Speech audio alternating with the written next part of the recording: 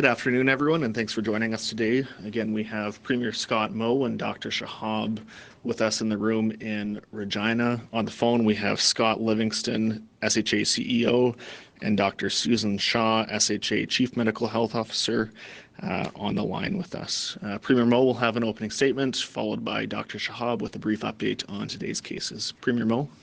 Good afternoon, everyone, and I want to begin today by extending my deepest condolences to the family and friends of the third Saskatchewan resident who has now lost their life due to COVID-19. Saskatchewan's hearts and thoughts are with you at this time. 2 weeks ago today, I declared a state of emergency to deal with the COVID-19 pandemic in Saskatchewan, and today I am extending that state of emergency for an additional 2 weeks. All of the orders that have been issued to date under the provincial state of emergency will continue, and these measures, I would say, are working. They are working because the people of Saskatchewan, each and every one of you, are doing your part. So once again, I want to say to each and every one of you, thank you. Thank you for doing your part. Thank you to everyone who is still going to work each and every day to provide health care or other essential services in your community and in this province. Thank you to everyone who is staying home to reduce the spread of COVID-19. And thank you to everyone who are finding ways to help others, delivering groceries to someone who is self-isolating or checking in on an elderly friend or a family member or a relative. Thank you to everyone for so quickly adapting to this, what is nothing short of a strange new way of living. Physical distancing, self-isolation, staying away from any kinds of large gatherings, even with our family and friends. None of this is natural for us, well, certainly not natural for us in Saskatchewan. None of this is easy for us, but all of it is worth it. These measures are working. Together, we are reducing the spread and we are collectively flattening the curve. And this will mean ultimately fewer cases of COVID-19. This will mean fewer hospitalizations, and this will mean fewer deaths. We will never know how many lives have been saved by each of us doing these very things. But I promise you that together, collectively, we are saving lives. We still have a long way to go, however. It may be many more weeks. But this is Saskatchewan, and Saskatchewan will meet this moment. In addition to looking after your physical health, we all have to look after our mental health. And that can be especially challenging during such a stressful time as we are experiencing. So today, we want to remind people that all of the resources that are available to you if you need help dealing with mental health issues like anxiety or depression or substance abuse. All Saskatchewan Health Authority mental health inpatient units for adults, children, and youth remain open for admissions as needed and as required. Community mental health sites remain open, offering most of their services via the telephone. Family Service Saskatchewan, in partnership with the Saskatchewan Health Authority, supports 23 mental health walk-in clinics that are now offering their services by telephone in communities across the province. The Healthline 811 number has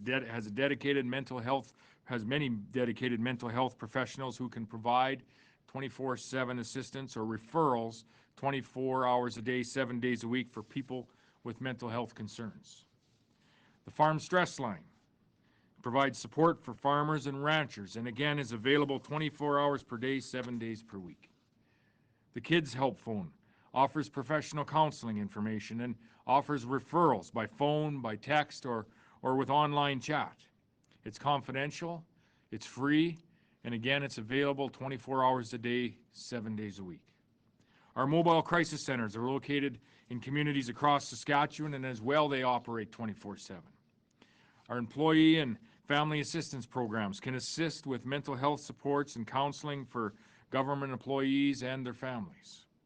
The Ministry of Education continues to offer mental health capacity building supports for staff and students in 5 schools during these closures through online and social media platforms. The Ministry of Social Services staff are supporting clients. They're supporting service providers and approved private service homes. And all of our CBO agencies continue to offer counseling by phone or by way of virtual technology. In Indigenous Services Canada, mental health therapists are available by phone or through telehealth to residents of our First Nations communities. In the recently released spending estimates that our government increased funding for mental health and addiction services by $33 million to $435 million this year, an increase of over 8% and the largest investment ever in this area in the province's history. So to everyone in Saskatchewan, if you need to talk to someone during this stressful time, those supports are available for you. And I would encourage you to reach out to your friends and to your family at this time to offer your personal supports. Finally, Dr. Shahab will have more to say about today's new case numbers in just a moment. And while we are deeply saddened by yet another death in our province, the new case number and recovery number in particular show that we are making a difference. But we still have a long road ahead of us. So let's keep going, Saskatchewan. Dr. Shahab. Thank you, Premier. So just a bit more detail on our epidemiology information to date. So as the Premier said, our new cases at 9 still remain fairly flat in terms of where the curve is. Our total is 193. Number of people hospitalized remains stable in terms of 3 people in inpatient care, 1 in ICU, and these numbers keep going up and up and down. As Dr. Shaw mentioned, people may go to hospital, may come home while still recovering. People may go to hospital, go to ICU, go back to an acute care floor. So these numbers do go up and down. And unfortunately, 3 deaths, 2 in the 70 to 79 age range, 1 in the 80 to 89. We also need to remember that, as we now enter into a phase of local transmission, not just imported cases, we can report that 87 are in travelers, 41 are within Saskatchewan, mostly through group events, but anywhere from 8 to 12 currently have no known source of exposure, and 57 are under investigation. So we do expect more cases that will be labeled as local transmission without a known source of exposure. And I think that's really important for us to remember that now is not just due to travel. We really need to accept that we have COVID-19 now as a risk in Saskatchewan, and we need to redouble our efforts to protect ourselves, to protect those who are more vulnerable, and really keep the curve as flat as possible. In terms of protecting those most vulnerable, we already discussed all the cautions around visiting long-term care facilities. We also request all communal living facilities like personal care homes and other facilities really to try to prevent large gatherings of residents either in the dining area or where group activities are happening. Maybe try to minimize that, or for socialization have smaller groups, maybe 2 or 4 at a time, having a meal together or having some group activity, really to minimize the risk of a large outbreak in those settings, because as you know, unfortunately from other jurisdictions, those can be particularly devastating in terms of impacting the most vulnerable. So with that, I'll stop and I'll see if colleagues from the Saskatchewan Health Authority had any comments around the mental health supports. Hi, it's Susan Shaw, Chief Medical Officer of the Saskatchewan Health Authority. I just want to add to Dr. Premier Moe's comments that mental health is incredibly important at all times, and particularly in times of stress like many of you and many of us may be experiencing right now. I encourage you all to continue to remain socially connected while physically distant. It's so important to reach out to your family, your friends, your community, your spiritual care groups, or your churches.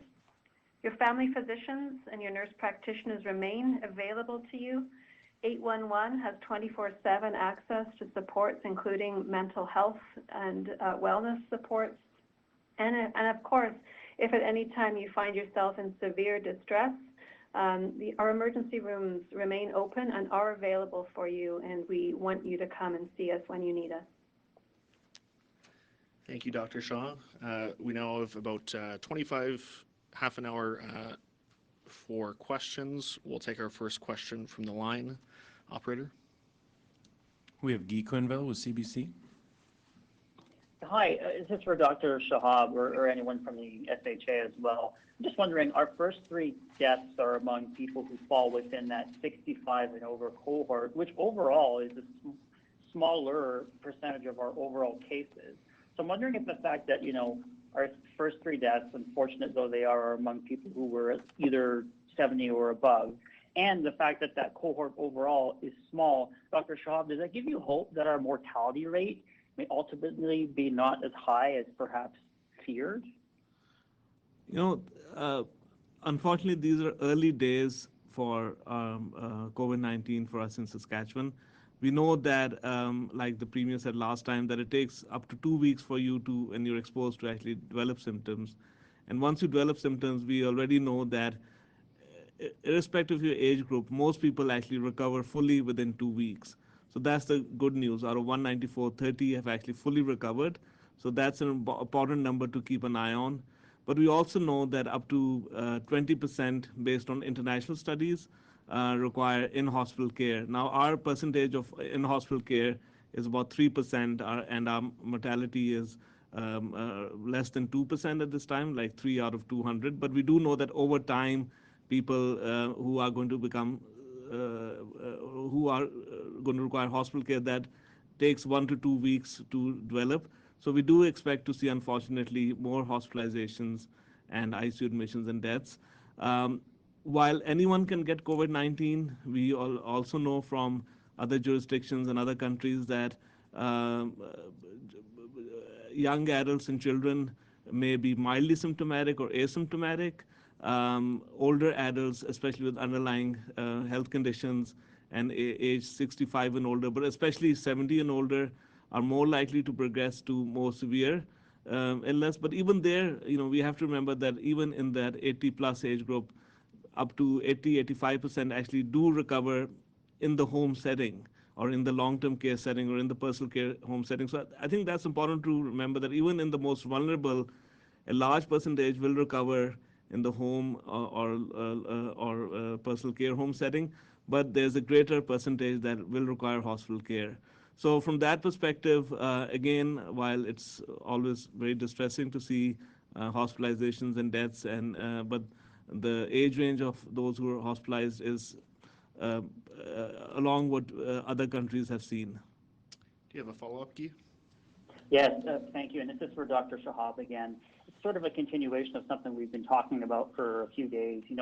We take your point about not wanting to cite every community where there are cases, because as I understand it, you want people to act like the virus could be anywhere. But on the other hand, the family of one of our fatal victims announced, I think 2 days ago, has said that, they want the government to be more transparent. Specifically, they want the government to list at least every community where the virus has been found in people. So in light of that, those public comments, are you reconsidering your stance on reporting where the virus has been found? If not, reporting the location of each case. So this is what I'll say based on my professional opinion. And we already knew from returning travelers that even though we were focusing on testing returning travelers, and there was a high degree of awareness in people who had come back, and the test positivity rate in returning travelers was 1 out of every 100 tests. So every 100 people who were returning travelers who got tested because they had symptoms, 1 was positive for COVID-19. Other 99 may have had another viral illness or may have been too early in their illness to be tested positive. So testing is not 100%, and that's why the recommendation for travelers was stay home for 2 weeks. Don't go shopping. Similarly, now that we are seeing community transmission, we have to remember that up to 30% of people in the community may develop either no symptoms, that's about 10%, or symptoms that are so mild that you may not think twice of going out and about. And that's why physical distancing is so important all the time, even when you're going shopping. That's why there's so many restrictions now on not being able to go to a restaurant, not being able to get your hair cut. those are exactly the reasons, because even if you feel well enough to get a haircut or go to a setting where you can't maintain the 2-meter distance, there's no guarantee that you or the person providing service is not unknowingly mildly symptomatic and transmitting. So that's why all those restrictions are in place. Um, but having said that, we do want people with significant symptoms, fever, malaise, chills, who have not traveled, to get tested. That allows for their clinical management, especially if the symptoms are getting worse or they have underlying conditions. It also allows for contact tracing. But anyone with any symptoms must stay at home, even if they feel mild enough to not get tested or Healthline recommends they don't get tested. Stay at home for those 14 days till you have recovered. That applies to anyone with any symptoms from now on. And I think that is essential to breaking chains of transmission. And so from that perspective, really, if you take any geographic region with 6 communities, one has a case, 5 don't, does that mean the risk is high in that one community? Absolutely not, because the risk actually is throughout Saskatchewan. And the other thing, of course, is that we have to minimize unnecessary travel.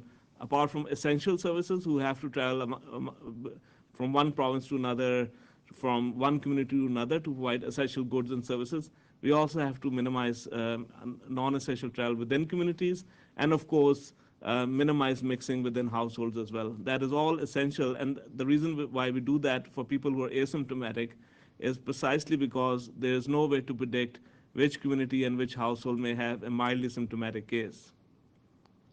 We'll take our next question from the line, operator. We have Ashley Martin with the Leader Post. Hi. I have a couple of questions. One is about parents sharing custody. What do you recommend parents should do if they're sharing custody of a child or children? Should the child stay in one place and isolate and the parents come in and out of that place? Or should the child be moving from one parent's home to the other like they probably normally would? Yeah, so that's an excellent question. And so what my recommendation is that if you have obviously a situation where there's shared custody, obviously both parents should minimize physical distancing. Each household should minimize mixing with other households, but as two households where custody is shared, as long as no one in any household is symptomatic, the child is free to move back and forth. And that has also come up as a question that while we say that if you have a household, 4 or 5 people, stay to yourselves. If you go out to for a walk, you may be walking closer together as a household, but you should be physically distant from others. But if we have had questions, what if there's only 1 or 2 people in a household? What happens then? You can carefully choose to have 2 or 3 households. They may be friends, they may be partners, there may be other social connections where you can choose to be a virtual household, not more than 10, as small as possible, where you can connect socially, but even in that setting, minimize passing things back and forth and those kind of things, but to maintain that social connectedness, but do that in a very conscious way, not mixing with 3 different households every day. But if you have a small household or a small family unit, you can carefully, just like in a shared custody situation, you can have a situation where 2 or 3 friends can decide to meet among themselves only, and only if they're asymptomatic, but minimize that random mixing, because that is where the risk becomes bigger. But thank you for that question. Do you have a follow-up, Ashley? Yes, not exactly related, but it's about daycares. A couple of Regina daycare centers have closed down due to a child being tested for COVID-19. And I'm just wondering if the government is reconsidering keeping daycares open at this point, or if you're looking at alternate childcare options for families in Saskatchewan. So, go ahead. Yeah. So I don't know the specifics of each situation, but I was aware that in some instances a child may have come back from travel, for example, and be positive, and may or may not have gone to a daycare. If a child did go to a daycare while symptomatic, there is contact tracing that happens for the staff and children of that daycare, and because daycares are now very small, the risk of transmission would be minimal, but it would be monitored by public health.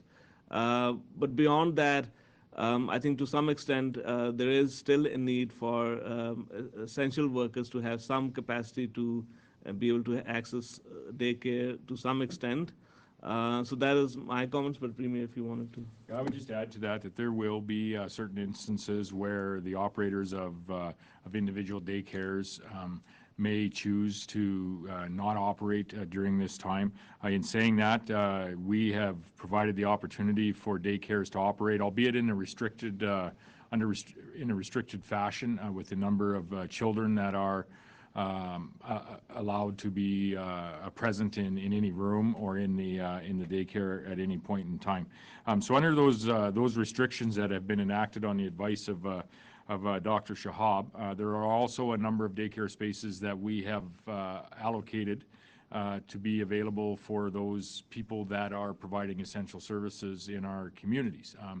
Our healthcare workers, for example, many of them will require and do require daycare services for their children, as well as people in law enforcement, our corrections facilities, the workers that are operating our corrections facilities, as well as people that we often don't think about in our communities that are providing our clean water, as well as treating our wastewater that is moving out of our community. So all of these spaces have been opened up, or many of these spaces have been opened up for those individuals. We have an application process online for those families and parents to apply for those particular spots, and then and they will operate under the current restrictions that are in place, and we've provided the opportunity for other daycares as well to operate, but in a restricted fashion. We'll take our next question from the room. Steph? Yeah. Premier, what month do you expect these restrictions to remain in place? Obviously, weeks is quite vague. We're hearing that all these restrictions in place seem to be working. So what month do you expect them to remain in place? I couldn't say as to what month that we would be able to lift restrictions. Things are moving very rapidly, have been moving very rapidly for some time now. So I would be hesitant to say when we are going to be able to lift these restrictions. I would, however, say, and I'm hopeful, that the restrictions that we began to enact about 2 weeks ago are hopefully starting to show results in our numbers. That being said, we may very well have some increases in the days ahead. We just don't know what the future holds. But I would say this: what we are doing is working. It most certainly is working to help lessen the impact, increase the opportunity that we have for our healthcare system to be able to handle what may be coming at it. And for that, I am very hopeful and very thankful for what Saskatchewan residents are doing collectively. And I would just reiterate what has been said by other leaders across this nation in the days gone by, that every week, every day, every hour that we are able to push this into the future, the healthcare impact, that whatever it is, to push that impact into the future really buys us some time. It buys us some time to prepare in our healthcare facilities and in our healthcare system. It buys us, quite frankly, some time as well to hopefully work on certifying some treatments for those that are most vulnerable that may be impacted with COVID-19 as well. It buys us time ultimately to be able to develop and manufacture a vaccine for the masses. So every hour, every day, every week is important, that we are able to flatten this curve and to push this out into the future. So I'd be hesitant to put a date on it, but I would say that the effort of Saskatchewan people is working today. Clearly, there has to have been some modeling done behind the scenes from medical experts, public health officials at many levels of government. How long have you been told these measures should be in place for? Obviously, things are fluid, they could change, it could be longer or shorter, but how long have you been told they should be in place for in order to kind of keep the curve flat? The modeling that I have seen hasn't, and Dr. Shahab, you may want to add to this, or Scott Livingston, but I'm just going off my memory of the last I looked at any modeling that was, some of that is in the public domain now as well. I wasn't so focused on when ultimately restrictions would be lifted, as that would be, again, a decision that would be at a point in time when we're on the backside of this curve. Hopefully that's sooner rather than later, and hopefully the curve is flatter rather than steeper here in Saskatchewan. So those would be decisions that would be made as we get to those days. What I have seen is, and maybe not even locally in Saskatchewan, but more across the nation, is some modeling that is starting to attempt to ascertain when we may be looking at a peak, if you will. And I don't know if we're quite that far here in the province of Saskatchewan yet as to saying this would be our peak date. I also see some modeling that is coming out with some different scenarios as to how steep that curve will be and what level that peak will be and for how long it will be. So the restrictions, when those come off, those will be decided as we work our way through the days. The modeling that I have seen has not really been looking at when those restrictions would come off, but is more trying to estimate when the peak will be province by province. So that, for the reason that we know is where to provide the resources, as we are working with other provinces and the federal government on securing our personal protection equipment, for example. We're joint procuring that and trying to ascertain where the peaks are, when those peaks, where they are, when they are, in an effort to ensure that we have the equipment that we need in the right places that we need across the nation. Anything to add to that, Doctor or Scott? I can maybe add a few things. So at this point, obviously, we are looking very closely to Europe and the U.S. And so we want to do everything we can to keep the curve as flat as we can on the way up. But obviously, at some point, we want to see the curve going down. Now, is that going to be in 4 weeks, 8 weeks? We really can't predict. But I think the harder we try to prevent it going up, likely the earlier we'll see it plateau and go down. And that is the best case that we want to aim for. But we hope that will happen. It's up to all of us to make sure that happens. But we'll have to assess this on a week-by-week basis. Is there a comment from Scott Livingston on the line? I don't have much to add other than what's already been said around the flattening of the curve and the length of time that we're going to be administering these public health orders to help reduce the spread is going to be important in that. But at the end of the day, the SHA, as you know, is planning beyond the flattening of the curve and what that means for providing services to all those folks that are going to be impacted by it. Because as flattening the curve means, is the health system is less likely to be overwhelmed by the number of cases coming in early, but that does not mean it's going to reduce. It may not reduce, in fact, the overall number of cases. It just is going to spread them out over a longer period of time.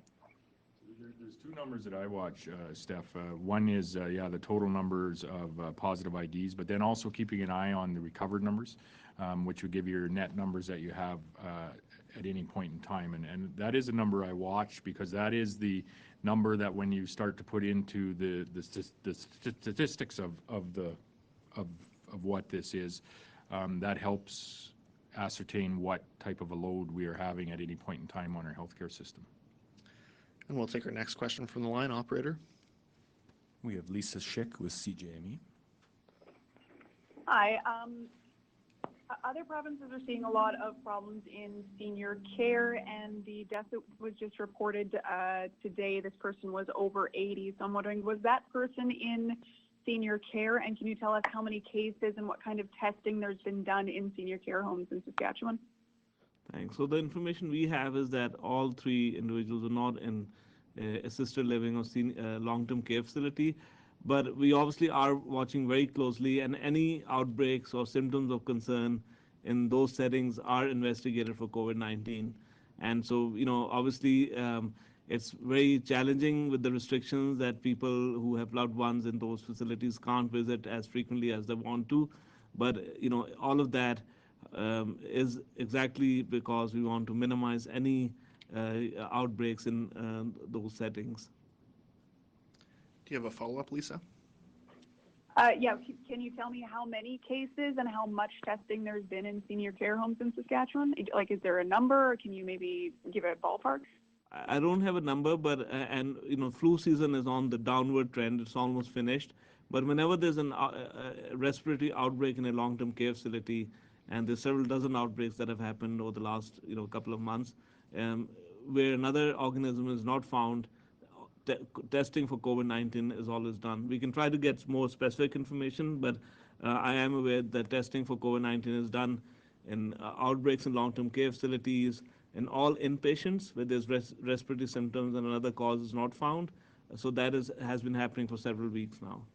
This is I would just add to this. This is an important topic on how we are making efforts to protect those that would be at a higher risk to very complicated outcomes and ultimately bad outcomes with respect to contracting COVID-19. For those, and this addresses maybe Guy's question at the beginning as well, but we moved quite rapidly with respect to restricting the visitors into our long-term care homes, into our personal care homes, assisted living areas, as well as our correctional centers, group homes, very quickly on that. And I'm hopeful that we were moved in an appropriate time there to hold COVID-19 out of those facilities, as the outcomes are just not as positive for our community's elderly and the generation that's went before us. Yesterday and today and continuing in the days ahead, this Minister of Social Services continues his dialogue with ensuring that we are doing what we can to ensure the safety of those residents that are in our shelters and those that also are vulnerable in our communities. And the Minister of Social Services is very engaged personally in that conversation with our shelters and our larger communities here in the province as today wears on, to ensure the processes that we have in place are in fact effectively addressing the concerns of those shelters and those community-based organizations that are providing supports for our communities most vulnerable. We also need to continue to have a conversation, and we are having a conversation with respect to our northern communities and ensuring that we are taking appropriate action, collaborative action with the leaders in Saskatchewan's north to ensure that we are doing what we can to hopefully continue to keep COVID-19 at a very low level and keep it out of our northern and remote communities. So those are some of the areas that we view as potentially vulnerable areas to have a COVID-19 infection, and there are areas that we are very focused on keeping this disease at bay, if you will, keeping it out and keeping it most certainly at very low levels. We'll take our next question from the line, operator. We have Kyle Benning with Global. Hi, can you hear me? Yes. So I believe it was in Monday's press conference, the Premier spoke about stricter restrictions coming into place if the situation was to get worse. I was wondering what those restrictions would look like and what it would take for them to come into play. For additional, I'll let you speak to that if you'd like, Dr. Shahab. So at this point, there's public health orders and there's recommendations. And I think we need to be clear about both. So the public health order is no gatherings more than 10. The recommendation is that doesn't mean a house party with 9 people, with 9 different people in your basement every day. And then if there's evidence that that's happening, then, unfortunately, there would be an order to restrict that even lower. But I think, for the most part, I think most of the people I have talked to, they understand this and they are minimizing any non-essential contact. The 10 is the absolute maximum, but many households are not mixing among themselves. They're not having any play dates. They're not socializing. People are very careful even when they decide to visit their parents, for example, or elderly, and keeping that physical distance. And I think that's really important. But having said that, if you have a small family unit of 1 person in the household, you can, as I said before, choose to have 2 or 3 fixed individuals who may be living in different households who become a virtual household of 3 or 4 people. But we really have to minimize this as much as we can, social mixing among ourselves. And that is going to be the key to breaking the chain of transmission. One of Kyle, the other pieces that I would just take a note, and Dr. Shahab is absolutely correct with respect to the 10-person maximum gathering that we have, but we have also seen Manitoba has taken steps towards very actively discouraging interprovincial travel. We haven't taken those steps as of yet. We're not planning to, but if we did have a reason to, that that would be under consideration at that point in time. If we had a known channel of people where there was ultimately a regional outbreak due to interprovincial travel, we would take that under consideration. If we had a regional outbreak in a facility or a community, we would look at that in isolation as to how can we contain that outbreak in that particular area. And we have seen with a couple of large gatherings in this province how quickly people coming together in the 50 or 100 neighborhood can pass this disease off to a large number of people in a very short period of time. We had the Bonspiel in Edmonton, for instance. We had the snowmobile rally just north of Prince Albert, not far from where I reside. So we would look at potentially if we had a regional outbreak in a facility, in a community, in a specific area of a community, as to what action we may have to take in addition to the restrictions that we already have to do what we can to contain that particular regional outbreak into that particular area. We're seeing, for example, Quebec faced with that decision right now in some of their resort communities. So it would be a little challenging for us to predict to say we would do this, we would do this, we would do this. It is to some degree a read and react piece by Dr. Shahab, who is on working many hours each and every day to provide the people of this province with the very best recommendations. We'll go to our next question on the line, operator. We have Murray Mandrick with the Leader Post. Hi, Mr. Premier. The people working in homeless shelters are feeling that the amount that was dedicated in the announcement yesterday is not nearly enough and spread too thin. They're still frustrated with issues like not being issued N95 masks. What do you say to these people who feel that they are receiving short shrift in what they believe is a pretty critical fight to stopping the spread of COVID-19, given the nature of the community that they're representing, and given the fact that this community is in contact with first responders and others that are very vulnerable?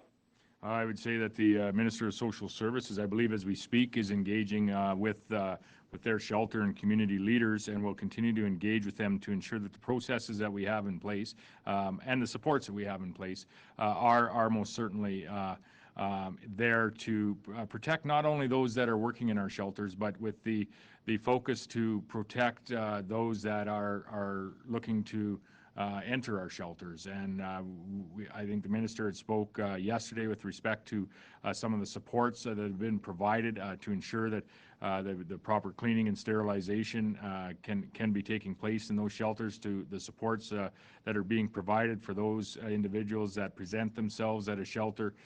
When that shelter is full, the flow of that individual ultimately into a hotel, and if needed into one of our housing or Sask housing facilities in the province. I would say this to those individuals with respect to not only the PPE equipment, but the supports and the processes that are in place. The Minister of Social Services is working actively as we speak with the shelter operators and community leaders to ensure that we are making the very best decisions to limit, if you will, hopefully stop, but for certain limit the spread of COVID-19, not only across our communities, but into places like our shelters where there are a number of individuals that are most certainly considered vulnerable. Do you have a follow-up, Murray? Somewhat related. You're donating your salary increase this year to a good cause and a charity. Other parts of the country have been tossing out the idea that it might be a good thing to reverse the tax benefits that political parties get on that 75%, and in this time make that 75% available this year to charitable donations like food banks, et cetera, that are really under stress right now themselves because of the economic situations and the issues that we just talked about. Is there any thought put to the possibility of doing something like that that might directly benefit and might encourage more donations privately? No, we haven't given that any consideration as of yet. Although we are actively giving consideration as to how we can provide supports not only to our shelters but to other community-based organizations that are supporting supporting those in need in our communities. And you're exactly right. There's a number of good community-based organizations that I think MLAs on both sides, cabinet ministers, caucus members, and I've spoken to cabinet about what I've done with the salary lift that we have this year. I'll be speaking to caucus later this week, and I would encourage all MLAs, in particular in this time in our province when we are facing in Saskatchewan our own version of a global pandemic in the COVID-19 outbreak, to consider donating at least your increase this particular year. I've chosen the Prince Albert Food Bank as well as the Mobile Crisis Services for that portion of my donation this year. But in addition to that, I'm going to continue to donate to other charitable organizations locally in the community in the region where I live, as well as nationally, that do good work and are impactful to myself, my wife, and our family, such as the Red Cross, Ovarian Cancer Canada, and of course Telemiracles. So we haven't considered the former, but I would actively call on and challenge all other MLAs to take the lift that they have this year, put it into our community-based organizations in their respective communities, understanding that we have businesses that normally, businesses and individuals that normally donate graciously to these organizations that just may not be able to do so this spring due to the circumstances that we're experiencing, the economic reality that is happening here in Saskatchewan. We've got a last question from the floor, Steph. Yeah, this is to the Saskatchewan Health Authority. Is the SHA rationing what it has for personal protective equipment? I'm sorry, could you repeat the question? It's unable to hear. Oh, sorry. I can repeat it here. It was Steph had asked if the SHA is rationing personal protective equipment. The answer to that is no, we're not. We're taking a lot of steps to make sure we understand what is the best use of our personal protective equipment, where is it most appropriately stocked, and how do we ensure that we continue to have the right amount of equipment to ensure our staff are safe. The most important thing there is to, again, is to go cycle back to the importance of the work of the public to help flatten the curve, and us as healthcare professionals understanding what is the right use of PPE and for what situations, and using it as appropriately as possible.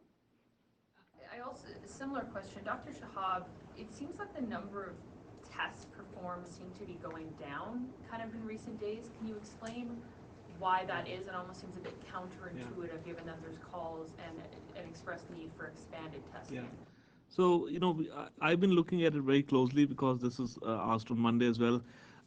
Actually, the number of testing sites has gone up significantly throughout the province, both in northern communities and throughout the province. There seems to be a lower demand for testing. We have not been able to ascertain exactly why. One of the causes could be there's less people who had traveled who are coming back, who are becoming symptomatic. But at the same time, we are prioritizing testing for people who work in essential services, healthcare, other services that at the first sign of symptoms, they need to be tested so that if they're negative, they continue to work as long as they don't have a fever, just cough. And if positive, obviously, they have to stay home till they're better. We are prioritizing service testing for people who are inpatients, ICU, acute care, long-term care facilities. We are prioritizing testing for northern remote communities. Any case or cluster has to be tested immediately to prevent further outbreaks. So we are trying to promote more testing where appropriate. We are very happy to say that the SHA and the Roy Romano Provincial Lab, they are fully able to test at current rates and higher rates. But obviously, Healthline and primary care physicians and other clinical colleagues have a key role to make sure that we test where it's appropriate. We don't want to just test for the sake of testing. And I'll finish by saying, if you're totally symptom-free, haven't traveled, practice physical distancing, minimize mixing among households. If you have a new cough, nothing else, stay home till your cough is better. Stay home for up to 10 days. You don't necessarily need a test, but stay home. It could be a viral illness. It could be an allergy. It could be, COVID-19. Stay home. It'll go away in a few days, whatever it is. If you're an essential worker just with a new cough, you should get tested so that you can continue to work as long as you're not infectious. And for anyone in Saskatchewan who develops chills, malaise, fever, cough, talk to Healthline, talk to your primary care provider for assessment and if required testing, and testing is widely available throughout the province. And we'll go to our last question on the line, operator. We have Colton Weens with CTV. Yeah, I just wanted to kind of build on that first question that was asked about the locations of the different viruses. I know, so we do have a case determined in North Battleford now, and I know it was mentioned that we just assumed that the whole province should be dealing with this and be worried about the virus. But now that we have something in North Battleford, is that not a big enough community that we could say this is happening in this community without risking privacy laws? And will the province ever release more details about the locations of cases? So you know what, I'll again repeat my rationale for that. If there was a community that had no cases, would that mean that I should not practice social distancing or physical distancing there? Absolutely not. Does that mean that people are free to mix among households there? Absolutely not. I think we cannot rely on test positive numbers by community to dictate our actions. Some of the high numbers in Regina and Saskatoon are only because of higher populations. If you calculate a rate by regions of Saskatchewan, we have COVID-19 test positive throughout. And I think it would be a fallacy for us to say that, a test result dictates risk. It's just like how in, forest fire season, we have smoke detectors in 5 or 6 sites in the province, and that doesn't mean that's the only place where there's smoke. You can see smoke everywhere, and we have to have the same approach with COVID-19. We cannot rely on which communities may have a case today to dictate our actions or lack of action in that community or another community which doesn't have a case reported as of today. That would be very dangerous, actually, if that changes our behavior. I would just also say, as Dr. Shahab has said time and time again, that we should be in our everyday actions, we should be operating under the assumption that the community that we live in does have people in it that have tested positive for COVID-19.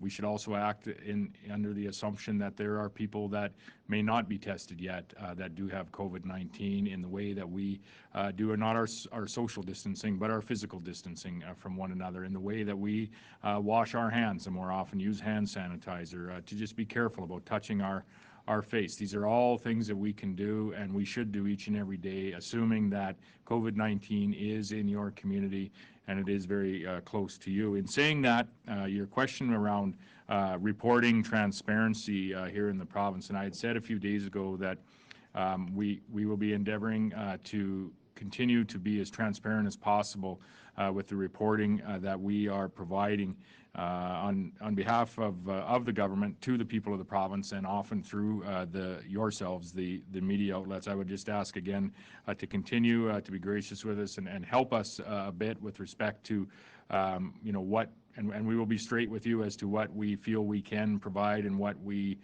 feel we might need a little more time to provide. For example, there are some cases that have been reported in some correctional workers here in the province, and there's some questions around should we be reporting cases in our healthcare employees, for example. I know other provinces are doing that, and we'll endeavor to have those conversations, but we also need to be under the understanding that in the case of a healthcare worker, for example, that it's quite likely that that individual did not contract COVID-ID at work, but contracted, as we saw at a curling bonspiel, for example, or a skidoo rally, or something that they're doing on their personal time. So it's this is a work in progress with respect to being as transparent as we possibly can. We're identifying what other jurisdictions are doing, comparing and contrasting that with what we're doing here in the province, listening to you, the media, with your requests around transparency, and balancing that,